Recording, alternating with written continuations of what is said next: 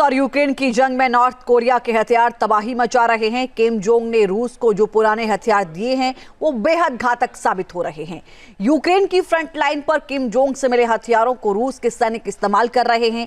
ये पुराने मोर्टार और तोपें पहली बार जंग के मैदान में अपनी ताकत दिखा रही हैं। ये रिपोर्ट देखिए।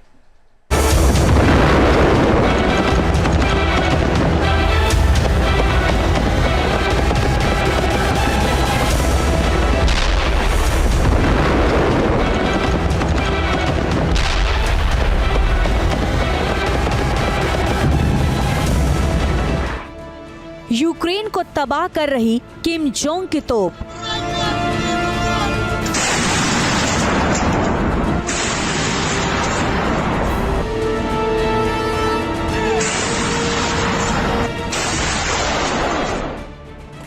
नॉर्थ कोरिया के बमों ने मचाया हाहाकार।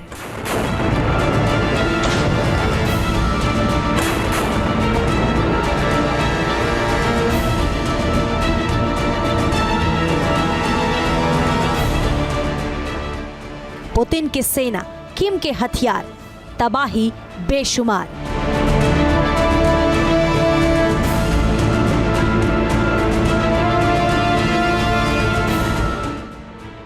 किम जोंग के हथियार गरज रहे हैं, यूक्रेन में बारूद की बारिश कर रहे हैं।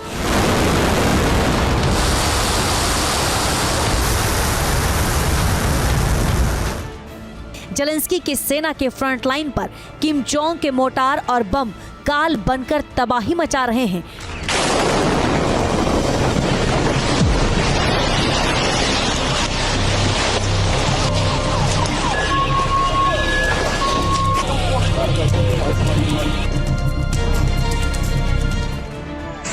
खार्किव के लिए लॉन्च हुए रूस के ऑफेंसिव मिशन में नॉर्थ कोरिया की तोपें गरज रही हैं। भीषण वार से यूक्रेनी सैनिकों को ढेर कर रही है।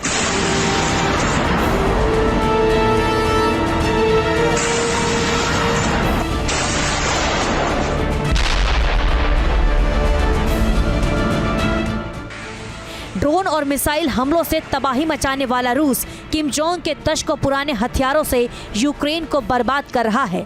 70 और 80 के दशक में बने नॉर्थ कोरिया के हथियार इस जंग में बेहद घातक साबित हो रहे हैं।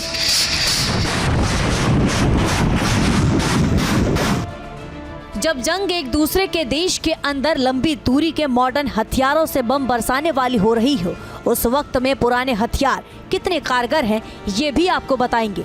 लेकिन उससे पहले ये जान लीजिए कि किम जोंग के कौन से हथियार हैं जिनका इस्तेमाल रूस की इन्फेंट्री कर रही है।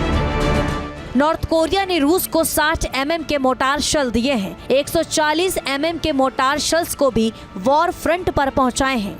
रूस की 76वीं एयर असॉल्ट डिवीजन इन हथियारों का इस्तेमाल कर रही है।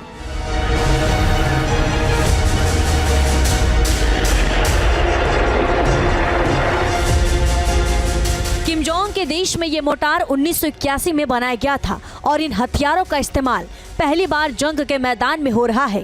रूस की 76वीं असॉल्ट डिवीजन के साथ ही नॉर्थ कोरिया के सैनिक भी अटैच है। ये वही डिवीजन है जिसके सैनिकों को खार्किव पर हमले की जिम्मेदारी दी गई है।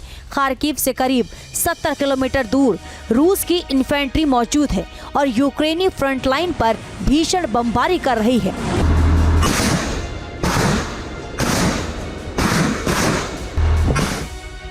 यूक्रेन पर हमले के लिए नॉर्थ कोरिया ने कोक्सान आर्टिलरी गन भी रूस को दी है। इस आर्टिलरी गन को 1978 में बनाया गया था। यह आर्टिलरी गन 170 mm के गोले दागती है और 5 मिनट में 2 राउंड फायर कर सकती है। कोक्सान आर्टिलरी गन 40 किलोमीटर दूर तक हमले में सक्षम है।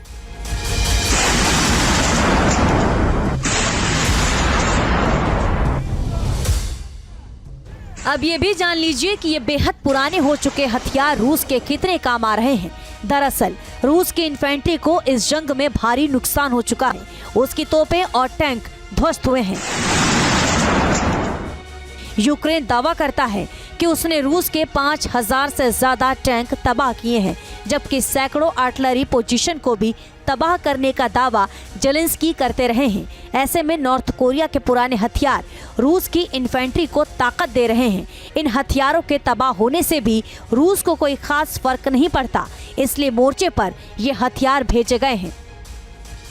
यूक्रेन ने रशिया में पिछले करीब 3.5 साल से चल रहे युद्ध में पहली बार उनके इस्कंदर मिसाइल लॉन्चर 3 थे वहाँ पे, जिनमें से 1 को डेटोनेट कर दिया और 2 को डैमेज कर दिया, और जो ट्रूप्स जनरली उनसे दूर रहते हैं शायद उनको भी नुकसान पहुँचा। यानी यूक्रेन पूरी तरह से युद्ध में नए तरीकों का इस्तेमाल कर रहा है।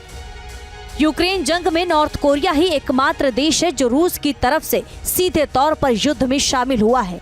किम जोंग के सैनिक इन पुराने हथियारों को चलाने में माहिर हैं और ये दशकों पुराने हथियार यूक्रेनी सेना को ध्वस्त कर रहे हैं। पुतिन के आधुनिक और किम के पुराने हथियारों से लैस रूस की सेना यूक्रेन में लगातार आगे बढ़ रही है। Team news nation.